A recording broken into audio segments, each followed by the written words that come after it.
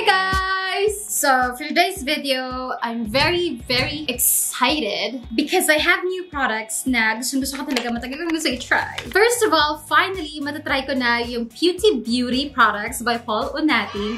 I have the Peauty Beauty Liquid Creamy Blush in the shade Love. Next is the Peauty Beauty Tinted Lip Glow, and this is the shade Debutante. And oh my god, i-test out natin yung power nitong bago ng Get Ready with Me Cosmetics. This is their life-proof fixing spray na pwede mong gamitin before or after makeup. So, ipagsasanin puwersa natin itong dalawang brands na to. Oh my god, I'm super excited to try. So, without further ado, let's put on some makeup. So, for the base, unahin ko itong Get Ready with Me Cosmetics fixing spray. So, itong fixing spray, ang promise ito is supposed to be hydrating, locks in makeup, at minimal transfer. Smells so good.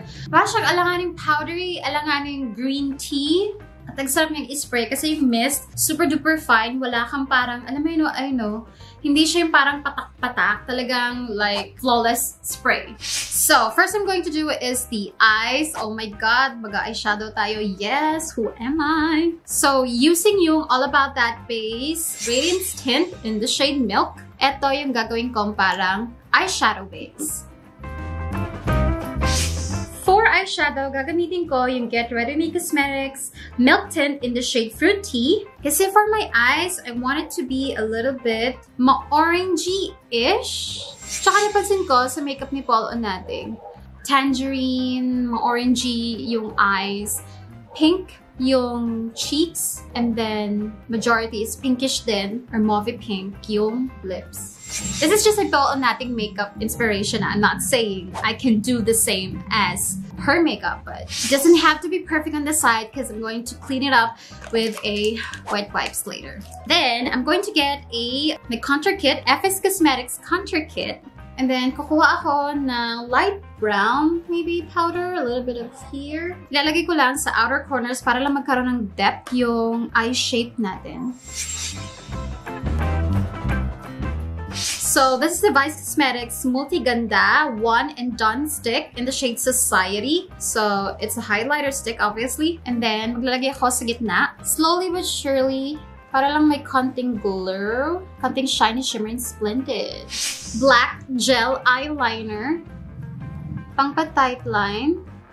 Vice Cosmetics and Clothes gel liner, soft lang brown.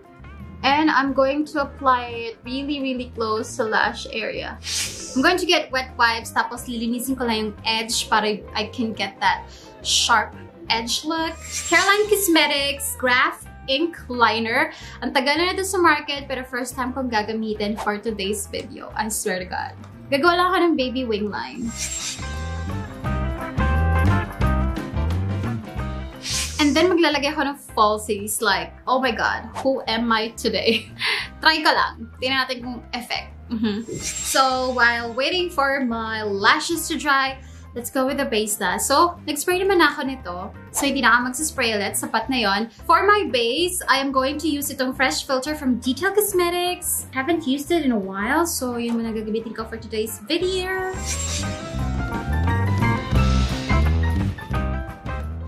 So, done with the foundation. Here's the thing, guys. Isa sa mga sikreto ko, lalo na pag-attend ako ng events. And I need my makeup to like really last the entire day. I'm very generous with the setting spray. Lalo na ako yung setting spray is, you know, gentle naman and freshly applied foundation. And then I wait for it to dry. Ngayon, ang napansin ko kay Paul, yung makeup niya parang hindi like madewy. It's more like matte and fresh looking. So, try natin i-achieve yun. So, gagamitin na natin yung Liquid Creamy Blush. So, I'm going to try to apply it in two ways. So, honestly, nagamit ko na siya nung mga nakaraan. Pero ang gamit ko lang kasi is yung fingers ko. At eto guys this is just like a moussey liquid lipstick. So it dries rather a little bit quickly than most creamy blushes. So you have to be very quick in blending it. Mas maganda kung moisturized and malambot yung base mo. Pero kung dry at meron kang dry patches, medyo may hirapan kang i-blend to. And at the same time, it is going to cling to your dry patches. So make sure na kapag ginamit mo to, super bongga, well prepped yung base mo. Pero, ito yung first time na gagamitan ko siya ng wet sponge. And then, yung other side, gagamitan ko ng brush. Tignan natin alin yung mas magandang technique. Na-try ko na kasi yung fingers. And yun, very good for everyday. Pero paano naman pag may events? Try natin itong sponge. Now, let's try with a brush. I think mas okay yung brush. Mas matipid. Kasi with the wet sponge, it's really going to absorb the product para, alam mo yun, mas ma-diffuse yung... And then, eto na nga. Teka, mag-ano muna tayo. Magka-contour muna ako ng bonggang-bongga. Eto ka na nga. The infamous nose blush. Get Rid of Cosmetics, all about that base. A velvet setting powder in the shade Nutmeg. I'm going to slowly but surely set my face kasi matte lang talaga. Madalas matte yung finish ng makeup ni Paul Unating. Light application lang yan, guys. And then yung Vice Cosmetics na highlighting stick, maglalagay ko sa under eyes. Okay, so for the lips, you guys, itong creamy blush, hindi siya effect on the lips kasi, I mean, pwede. Pwede naman, na-try ko naman. Pero for my skin tone, medyo pale siya. Pakita ko. Ang pale niya on my skin tone. And kailangan walang crack yung lips mo or else ma-highlight ng bonggang-bongga. Pero papatungan ko na lang siya nitong Peauty Beauty. And diba, mala-ombre kadalasan yung lippy ni Paul. Yung parang darky-darky sa gitna.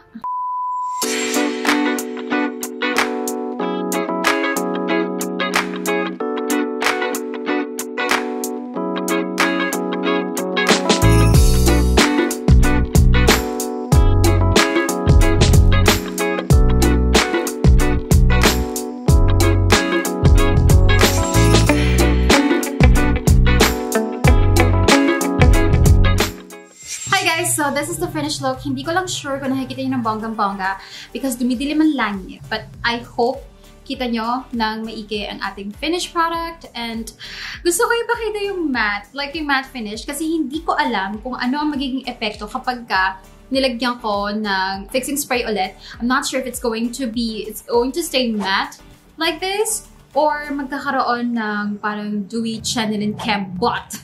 So, yeah. So, ito muna yung matte. Okay, so testingin na natin kapag nilagyan natin ng setting spray.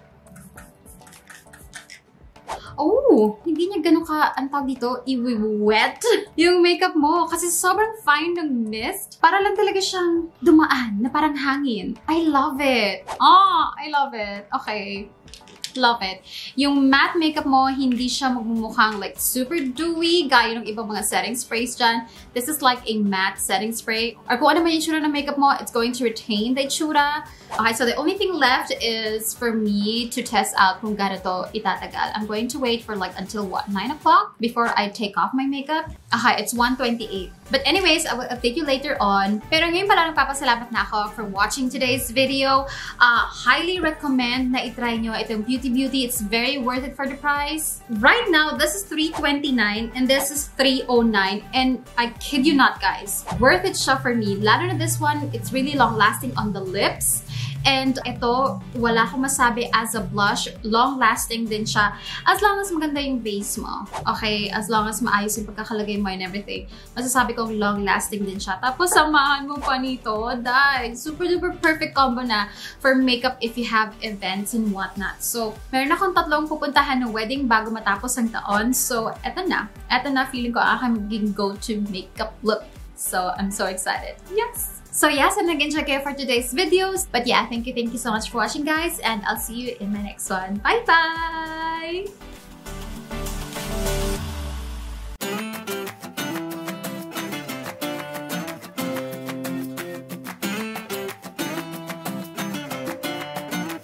Hey guys, final update. It's already 8:30. Tinanggal ko na yung lashes ko because ang bigat-bigat na sa eyes. And this is what... This is what my face looks like. Yung base still looks good. Eyeshadow still looks good. At eto sabi ko sa inyo, oh, long-lasting yung yung lip chalk. And I think overall, it still looks good. So right off the bat, yung makeup spray is very effective. And I highly suggest na aside from using it as a finisher spray, use it like, be generous. Alam mo yun? Use it as a primer. And then after putting your foundation, mag-spray ka din. And then before the powder, spray ka din. Be generous. Kasi itong sa Get Ready Me Cosmetics Fixing Spray, it has a lot of skin-loving ingredients. So hindi siya harsh, hindi siya, like, you know, hindi ka naman nagsispray ng super-duper chemical on your face. So, para na siyang skincare for you. So, I highly suggest yung Fixing Spray ng Get Ready Me Cosmetics. So, okay, mag-shower na ako and it's time for bed. I'm so tired. Thank you for watching, guys.